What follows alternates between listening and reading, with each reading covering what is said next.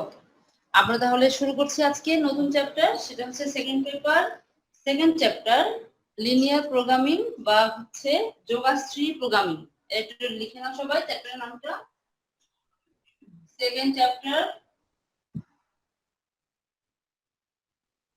Second paper, চ্যাপ্টারের নাম হচ্ছে লিনিয়ার প্রোগ্রামিং। লিনিয়ার প্রোগ্রামিং একে বাংলায় বলে হচ্ছে যোগাশ্রয়ী। যোগাশ্রয়ী প্রোগ্রামিং।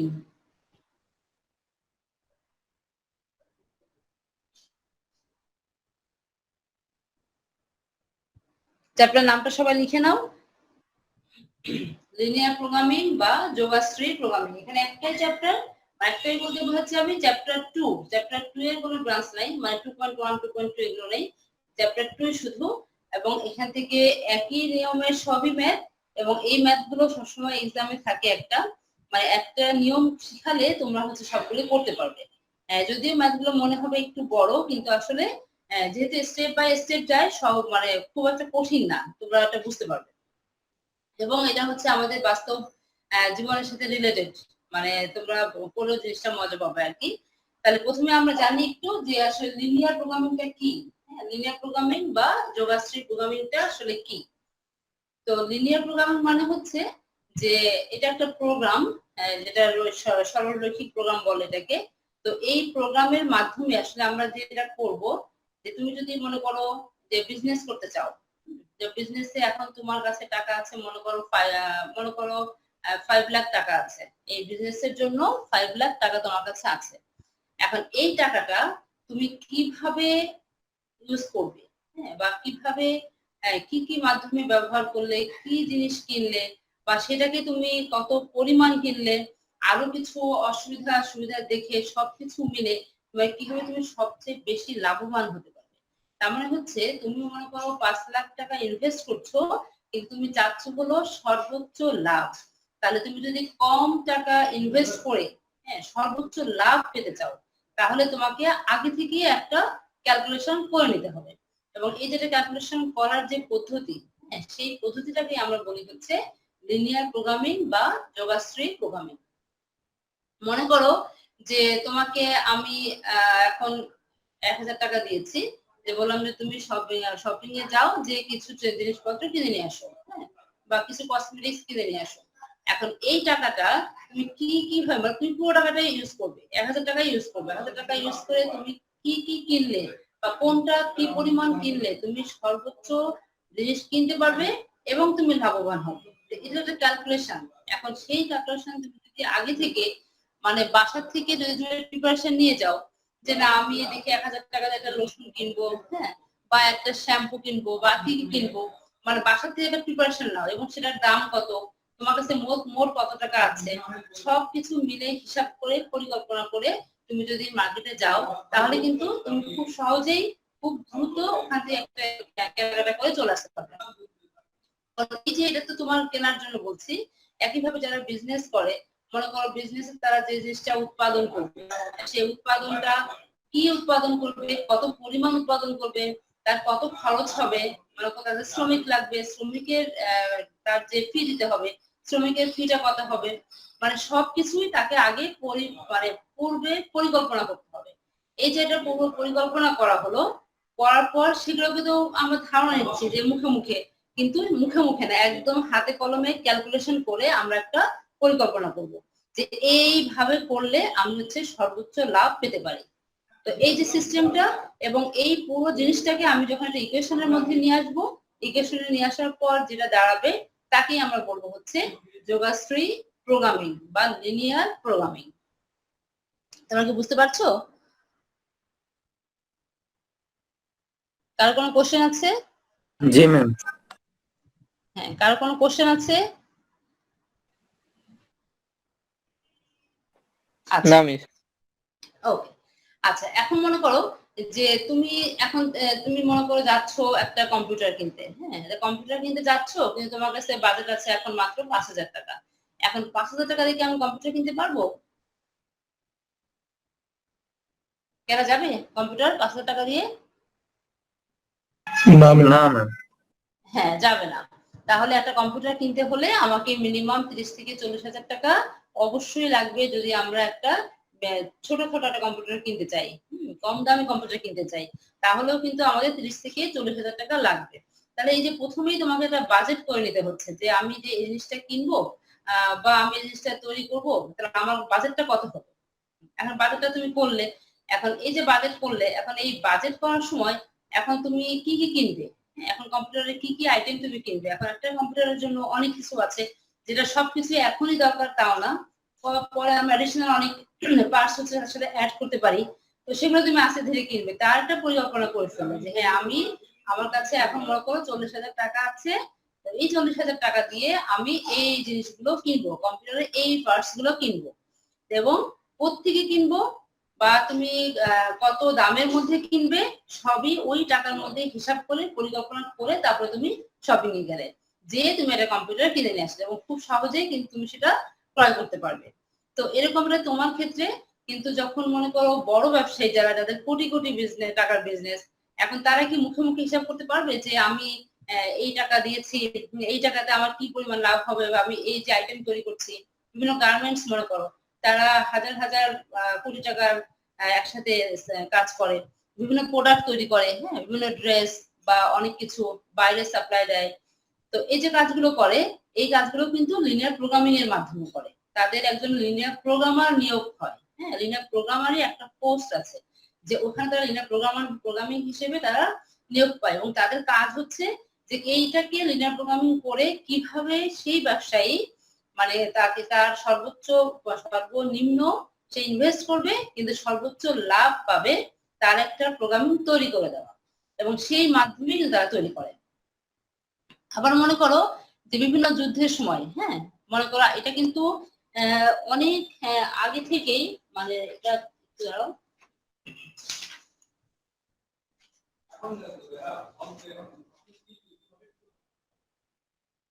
1939 সালে, হ্যাঁ, 1939 সালে উনি হচ্ছে এলভি ক্যান্টভিজ নামক একজন ম্যাথমেটিশিয়ান, উনি হলো এই এটা তৈরি করেছেন, লিনিয়ার প্রোগ্রামিং সর্বপ্রথম একটা মডেল তৈরি করেন, এবং এরপরে দ্বিতীয় বিশ্বযুদ্ধের সময় বিভিন্ন বড় বড় যুদ্ধের সময় লিনিয়ার প্রোগ্রামিং এর মাধ্যমে মানে কিভাবে বিভিন্ন দেশ থেকে সৈন্য পাঠাবে, সেই সৈন্যদের খাবার কিভাবে মানে যাবে, বা সৈন্যদের জিনিসপত্র কি করবে, বা সবকিছু, হ্যাঁ।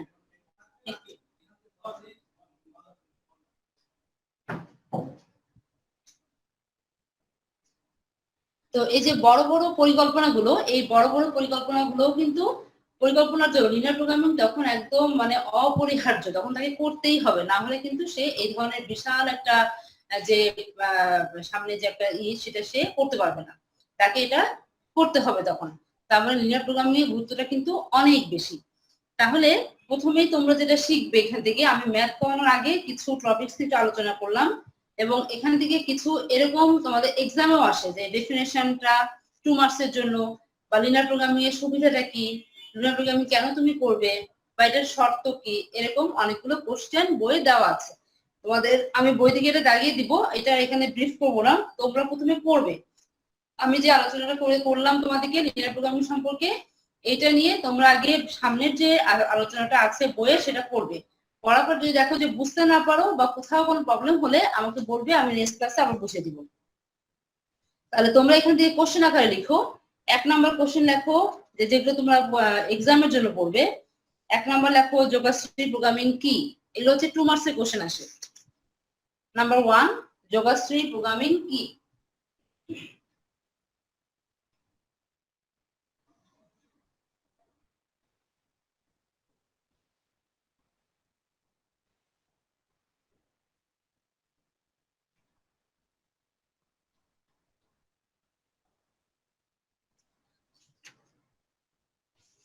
দুই নাম্বার লিখো যোগাশ্রী প্রোগ্রামিং গঠনের ধাপগুলি লিখো। যোগাশ্রী প্রোগ্রামিং গঠনের ধাপগুলি লিখো, মানে কিভাবে আমরা একটা যোগাশ্রী প্রোগ্রাম গঠন করব তার ধাপগুলি লিখতে হবে। 2 নাম্বার কোশ্চেন। 3 নম্বর কোশ্চেন দেখো, যোগাশ্রী প্রোগ্রামিং এর শর্তাবলী কি? যোগাশ্রী প্রোগ্রামিং এর শর্তাবলী কি? এগুলো কিন্তু সবই একদম ওই ল্যাঙ্গুয়েজ টাইপের জিনিস, হ্যাঁ, এরকম বই থেকে পড়ে মুখস্থ করতে হবে।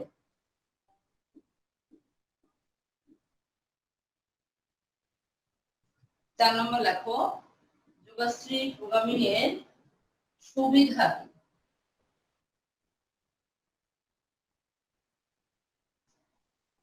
চারটায় লিখে ফেলো সবাই।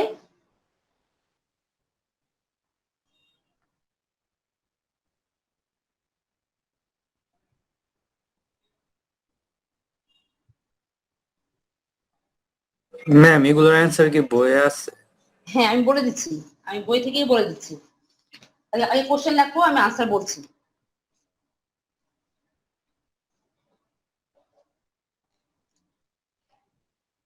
সবাই লিখেছো? জি ম্যাম। হয়ে গেলে বলবে আমাকে।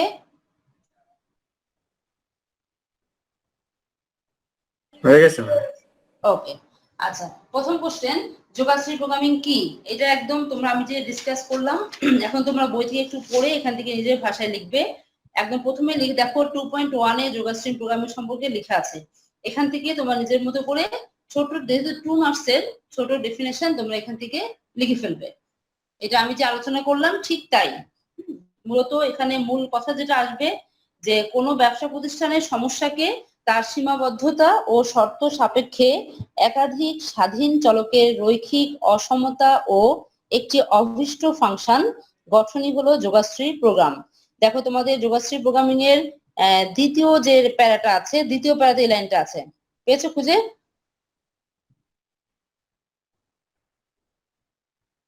জি ম্যাম।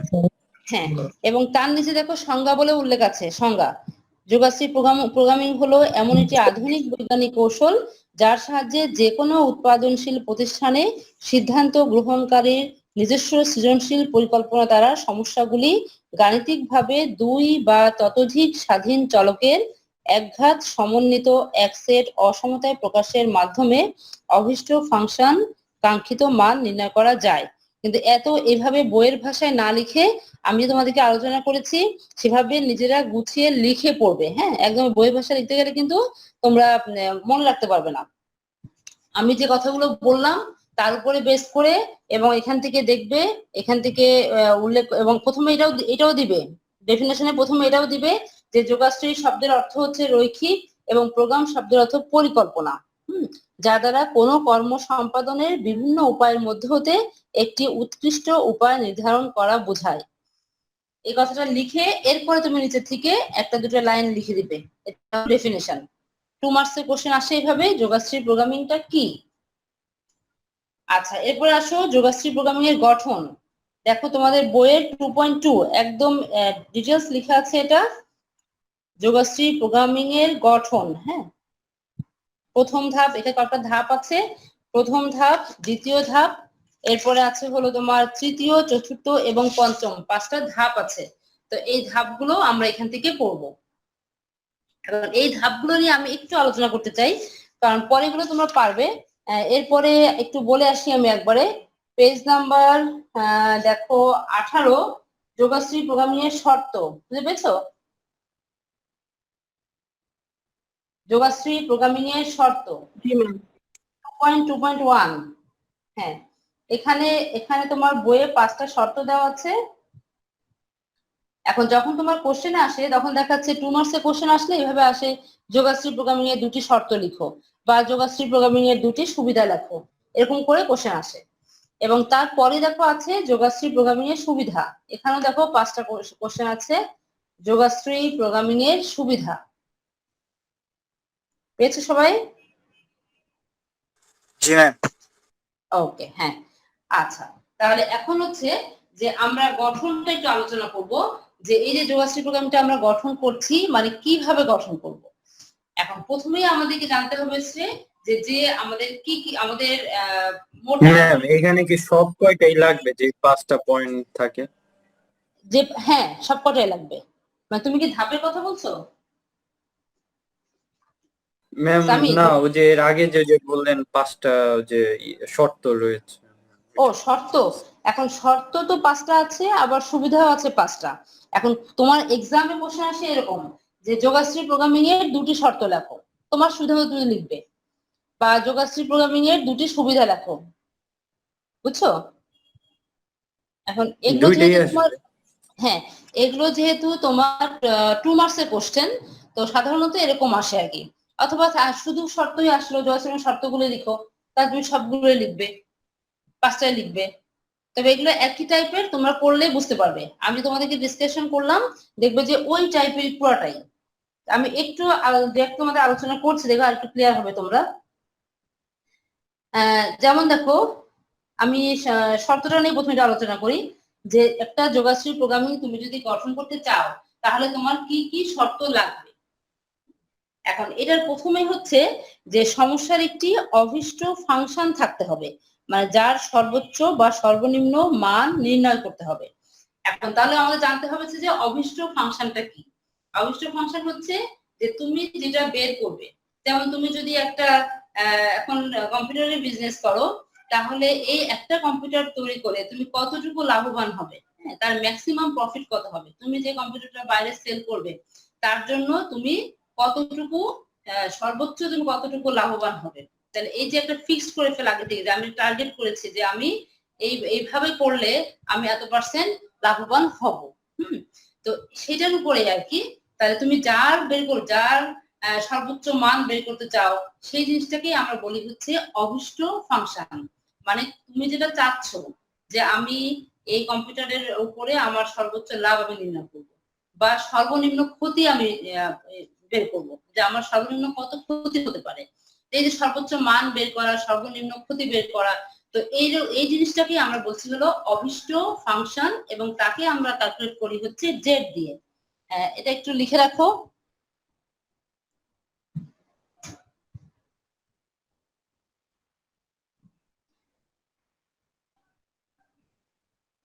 যে প্রথমেই আমাদের আসবে হচ্ছে অভীষ্ট ফাংশন।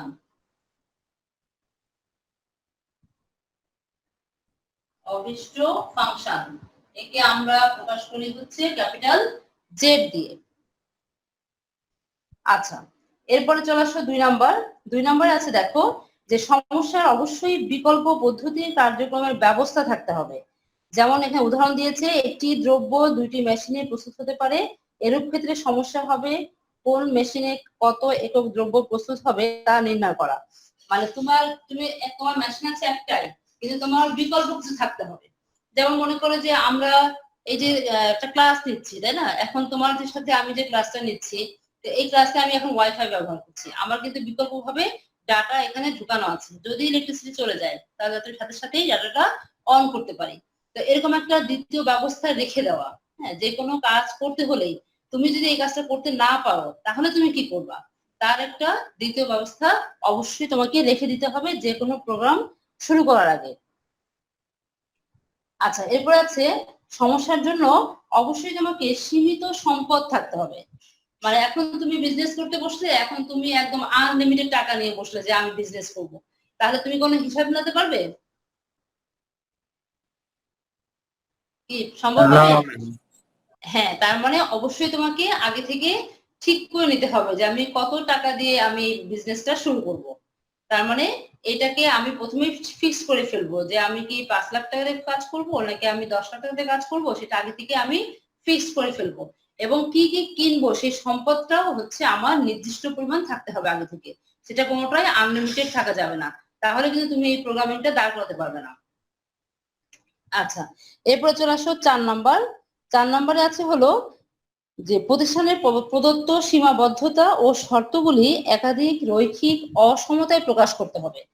মানে তোমার শর্ত এবং সীমাবদ্ধতা, মানে তুমি কি কি করবে তার একটা শর্ত থাকবে।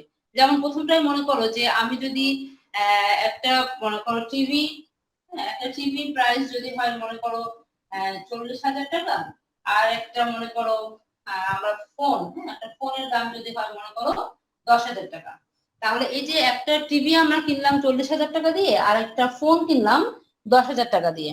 এখন এইটা কেনার জন্য হ্যাঁ, তোমার কি কি সীমাবদ্ধ থাকতে পারে, তোমার টোটাল টাকা থাকতে হবে কত সেই হিসাব করতে হবে। যে 40,000 আর 10,000, তার মানে তোমার সীমাবদ্ধতা হচ্ছে তোমার মোট 50,000 টাকা থাকতে হবে। বুঝতে পারছো? বুঝছো সবাই? জি ম্যাম। হুম, মানে তোমার কাছে যদি 50,000 টাকা থাকে তাহলে তুমি 40,000 টাকা দিয়ে একটা টিভি কিনতে পারো, আবার 10,000 টাকা দিয়ে একটা মোবাইল সেট কিনতে পারো।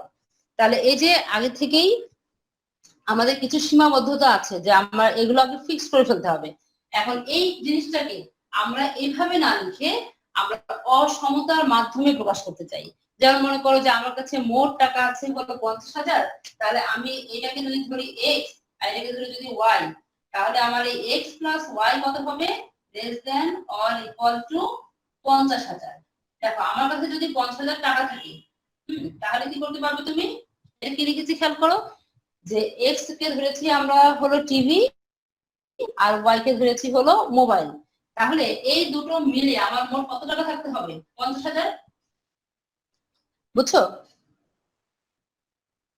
ম্যাম যে কোনো একটা কিনবে না দুইটাই? এখানে আমি দুটোই কিনছি। আমি 50,000 টাকা দিয়ে আমি দুটো জিনিস কিনছি, সেটা হচ্ছে 40,000 টাকা দিয়ে টিভি কিনছি আর 10,000 টাকা দিয়ে আমি একটা মোবাইল সেট কিনছি। তাহলে এই দুটো কেনার জন্য আমার কাছে মোট টাকা থাকতে হবে কত, 50,000। জি ম্যাম। হ্যাঁ, এখন এই যে 50,000 টাকা থাকলো, তাহলে তোমার মোট এটার দাম তুমি এমন ভাবে কিনবে, তোমার সীমাবদ্ধতাটা কি, যে তোমার 50,000 টাকার মধ্যেই কিনতে হবে, তোমার কাছে কিন্তু 1 লাখ টাকা নাই। এখন আমি চাইলে কিন্তু এই টিভি কিন্তু আমি 80,000 টাকা দিয়ে আমি টিভি কিনতে পারবো না। বা হচ্ছে আমি 40,000 টাকা দিয়ে আমি মোবাইল কিনতে পারবো না, কারণ হচ্ছে আমার কাছে টাকা আছে মাত্র 50,000। এই টাকা দিয়ে আমার দামি ফোন বা হচ্ছে দামি টিভি কিন্তু কেনা সম্ভব না।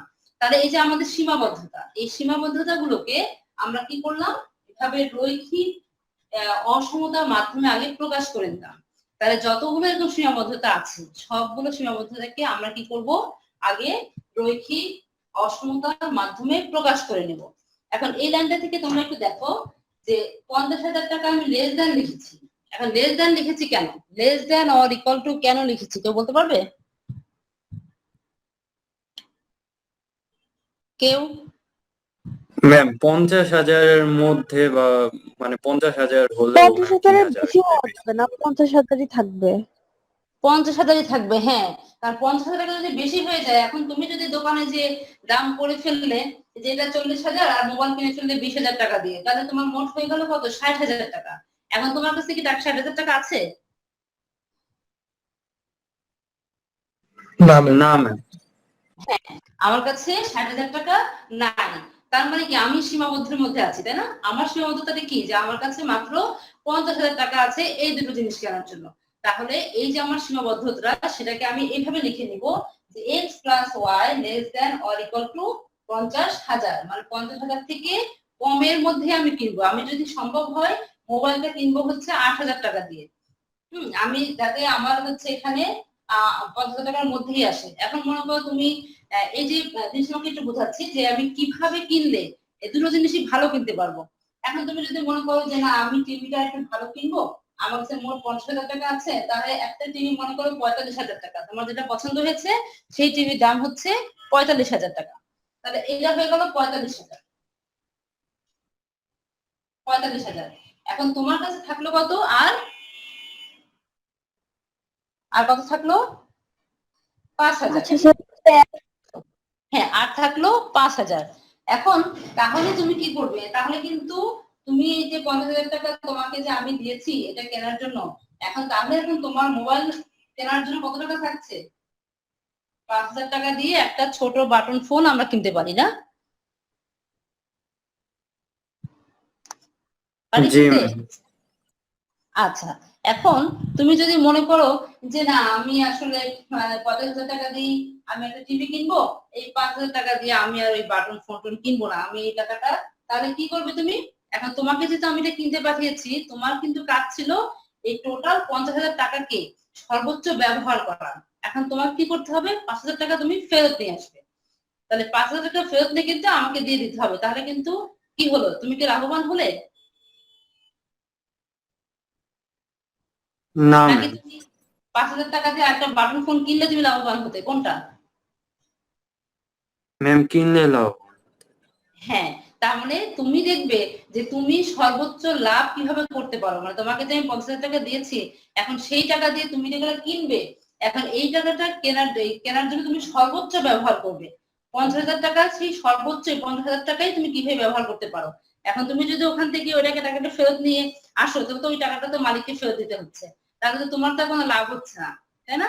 তাহলে ওই টাকাটাকে আমরা কিভাবে 50,000 টাকাই, মানে আমি সর্বোচ্চ কিভাবে কিনলে আমি সর্বোচ্চ লাভবান হব, সেই যে একটা হিসাব করা, ক্যালকুলেশন করা, সেইটাই আমরা এই অসমতার মাধ্যমে প্রকাশ করব। তাহলে আমাদের পরের শর্তটা ছিল হচ্ছে আমরা অসমতার মাধ্যমে এগুলো প্রকাশ করব। আচ্ছা, এবার চলে আসো শেষ লাস্ট যেটা, সেটা হচ্ছে সিদ্ধান্ত চলকগুলি অবশ্যই পরস্পর সম্পর্কযুক্ত এবং অঋণাত্মক হতে হবে। আচ্ছা, সিদ্ধান্ত চলকগুলি অবশ্যই পরস্পর সম্পর্কযুক্ত এবং কি অঋণাত্মক, তার মানে কোনোটাই নেগেটিভ হওয়া যাবে না।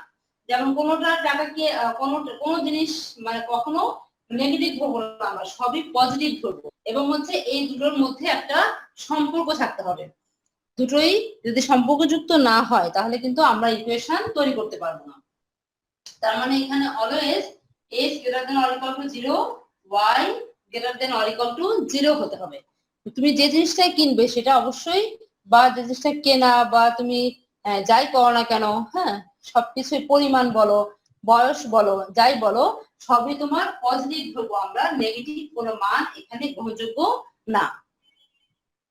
তাহলে এই হলো আমাদের মোট 5টা শর্ত আমি যে বললাম, এই শর্তগুলো যদি আমরা মেনে চলি তাহলে একটা লিনিয়ার প্রোগ্রামিং আমরা গঠন করতে পারবো। লিনিয়ার প্রোগ্রামিং এর গঠন যেটা সেটা আমরা শিখলাম। এখন যে স্টেপ যেগুলো আছে, ধাপ যেটাকে বলে আর কি, যে গঠনের ধাপ, এখন তোমরা ম্যাম বুঝতে এই পারবে। শর্তগুলো কি যে নিজের থেকে লেখা যাবে না একদমই বইয়ের ভাষা লাগবে? না, নিজের থেকে লেখা যাবে মানে তোমাকে তো আমি কোশ্চেন দিয়ে দিব, সেই কোশ্চেন থেকেই তুমি লিখবে। বইয়ের ভাষায় না। ও কোশ্চেন শর্তগুলো, ম্যাম 2 মার্কে আসবে না এটা? তুমি কি শর্তের কথা বলছো? জি ম্যাম। হ্যাঁ, শর্ত তো 2 মার্কসে আসবে, অনেক সময় 4 মার্কসের কোশ্চেন আসে, অনেক সময় আসে। তো সেক্ষেত্রে শর্তগুলো একদম হুবহু বইয়ের ভাষায় লিখতে হবে এমন কোনো কথা নেই, তুমি তোমার নিজের ভাষায় এটা লিখতে পারবে। আচ্ছা, তাহলে কি এটা নিয়ে আর কারো কোনো কোশ্চেন আছে? কোশ্চেন না থাকলে ম্যাম। বলতে পারো।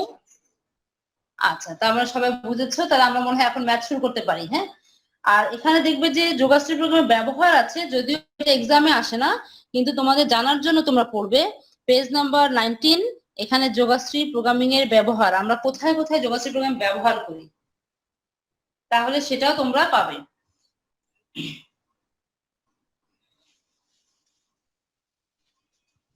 তোমরা বিবিএ তে পড়ার ইচ্ছা আছে কার? এখানে বিবিএ পড়তে চাও? আছো কেউ?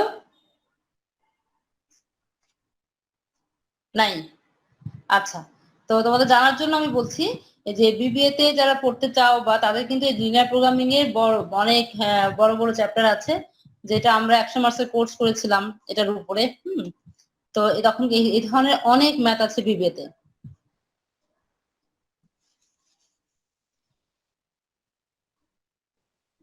আচ্ছা, তাহলে আজকে আমরা একটা ম্যাথ করব, আমাদের অল্প সময়, একদমই অল্প আছে, আমি যতটুকু সম্ভব করি। আচ্ছা, তার ক্ষেত্রে অ্যাটেন্ডেন্সটা তোমরা দিয়ে নাও। অ্যাটেন্ডেন্সটা দেওয়ার পর আমি ছোট্ট একটা ম্যাথ করে তোমাদেরকে।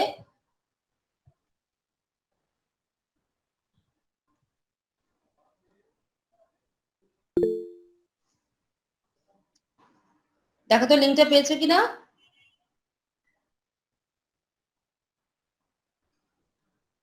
এটা কিন্তু নতুন লিঙ্ক। হ্যাঁ, এখানে কি কি আছে দেখো তো প্রতীক।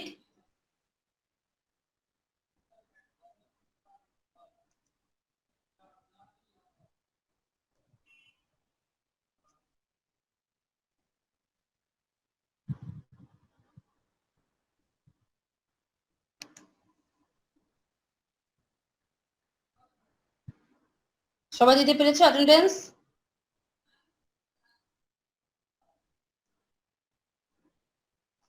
এখানে মনে হয় তোমাদের গাইড টিচারের নাম নাই, সম্ভবত টিচার যার ক্লাস করছো টিচারের নাম আছে, তাই না?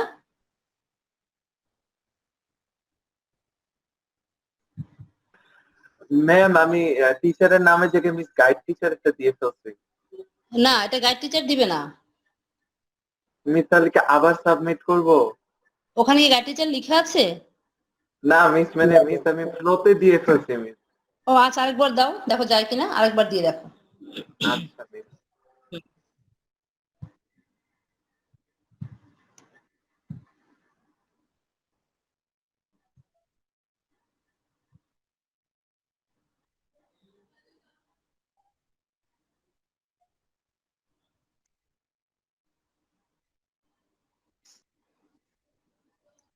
এটা আজকে আমাদের নতুন লিঙ্ক আবার দেওয়া হচ্ছে, মানে পরীক্ষামূলক ভাবে কিছু কিছু লিঙ্ক তৈরি করা হচ্ছে আর কি। তো আজকে এই একই লিঙ্কে তোমরা সবগুলো ক্লাসেই দিবে, বুঝছো? অ্যাটেন্ডেন্স তোমাদের এই লিঙ্কে সবগুলো ক্লাসই দিবে। সব হয়েছে? কমপ্লিট? জি ম্যাম। ওকে, আচ্ছা, আমরা 5 মিনিট সময় আছে, আমরা ছোট্ট একটা ম্যাথ করব তোমাদের বইয়ের। দেখো 2 নাম্বার 2.1 এর চ্যাপ্টার আছে হলো 2.1, তার 2 এর 1 নাম্বার যেটা। আর প্রথম যে কোশ্চেনটা আছে দেখো একদম 1 নাম্বারের কোশ্চেন আসে, এটা জিওগ্রাফি প্রোগ্রামিং কাকে বলে, এটার শর্ত এবং সুবিধাগুলো কি কি। হ্যাঁ, এটা আছে একদম 1 নাম্বার প্রশ্নে।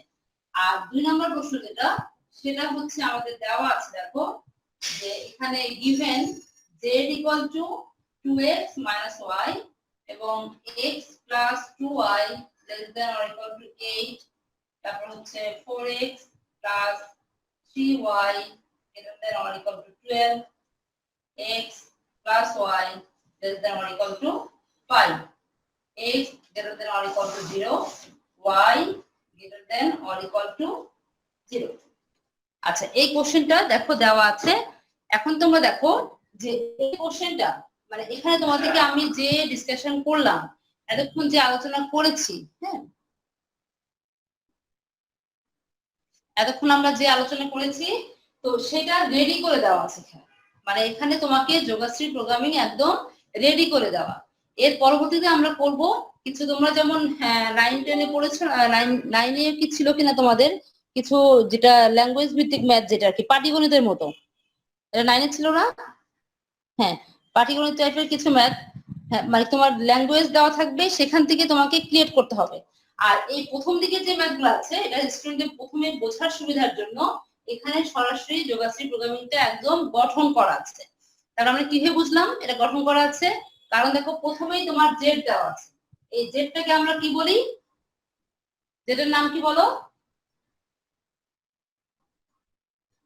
ম্যাম কারণ অভিষ্ট ফাংশন। হ্যাঁ, এই জেডের নাম হচ্ছে অভিষ্ট ফাংশন। তার মানে এটা আমাদের বের করতে বলেছে z equal to 2x minus y, এটা হলো আমাদের অভিষ্ট ফাংশন। এখন একটা যোগাশ্রী প্রোগ্রামিং হওয়ার জন্য কি কি লাগবে তাহলে আমরা আলোচনা করে আসছি যে আমাদের প্রথমেই লাগবে অভিষ্ট ফাংশন, এটা আমাদের দেওয়া আছে। আচ্ছা, এরপরে কি বলেছে? কতগুলো অসমতা লাগবে, তাই না? জি ম্যাম। ম্যাম প্রেজেন্টের লিস্ট দিবেন না? হ্যাঁ বলো, বুঝিনি। প্রেজেন্টের লিংক দিবেন না? প্রেজেন্ট লিংক তো দিয়েছি, তুমি তো প্রেজেন্ট লিংক দেওয়ার পরে ঢুকেছো সাবমিট। মিস আমার এদিকে নেটে প্রবলেম তো ওয়াইফাই তে, তার জন্য মিস দেখতে পারি না। আচ্ছা, কেউ দাও তো কি একটু মেসেজ অপশনে কেউ দিতে পারবে?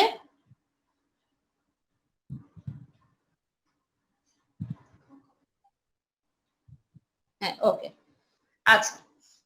দেখো তাহলে যেটা বলছিলাম যে আমরা প্রথমেই হচ্ছে যে মানে হচ্ছে অভিষ্ট ফাংশন সেটা আমরা পেয়েছি, এরপরে আমাদের লাগবে হচ্ছে কতগুলো অসমতা। এবং এই অসমতা মানে হচ্ছে যে এগুলো দেখো x plus 2y less than or equal to 8, অসমতা মানে হচ্ছে সেটা সমান না, হ্যাঁ, হয় ছোট হবে অথবা বড় হবে, তো সেটাকে আমরা বলি হচ্ছে অসমতা। তাহলে এখানে 3টা অসমতা আছে, তার মানে আমাদের কন্ডিশন আছে 3টা, এবং কন্ডিশন বলো বা শর্ত বলো এই ধরনের ইকুয়েশন দেওয়া আছে আমাদের 3টা। এখন এই 3টা ইকুয়েশন আর এবং শেষে কি আছে দেখো x greater than or equal to 0, y greater than or equal to 0। আমরা শিখেছি যে একটা লিনিয়ার প্রোগ্রামিং তৈরি করার জন্য তোমার প্রথমে লাগবে জেড অবজেক্টিভ ফাংশন, এরপর লাগবে হচ্ছে অসমতা, এবং এরপর শেষে লাগবে কি যে এক্স এবং ওয়াই সবসময় ধনাত্মক হবে, মানে এটার নেগেটিভ মান আমরা নিব না। তাহলে এই যে আমরা আইটেমগুলো নিলাম, এখন এইটাকে হচ্ছে আমরা সলভ করব। এখন এইটা কিভাবে সলভ করে আমরা সর্বোচ্চ মান পেতে পারি সেই সিস্টেমটাই আমরা এখন করব। তো আজকে তো আর সময় নাই, একদম আর 1 মিনিট সময় আছে। আমি শুধুমাত্র ইকুয়েশনটা তৈরি করে মিস রাখছি। আপনার নামটা কি মিস এ আর বি হ্যাঁ নাকি সাব্বির, আপনার নামটা মিস এখানে? আমার নাম এই দুঃখ আমি কোথায় রাখি? নাম আর এই এখানে- যেটা লেখা আছে ওইটাতে। আই এম ভেরি সরি, আমার কোনো নাম নেই। না মিস এই ওইখানে মিস এটা বুঝতে পারতেছি না মিস। নো, আমি খুবই হার্ট হইলাম সাব্বির, তুমি 1 বছর পর আমাকে এটা জিজ্ঞেস করেছো, আমি খুবই হার্ট হয়েছি। আচ্ছা ওকে, তাহলে এখান থেকে আমাদের কাজটা কি হবে বলো? আমাদের প্রদত্ত অসমতাগুলোকে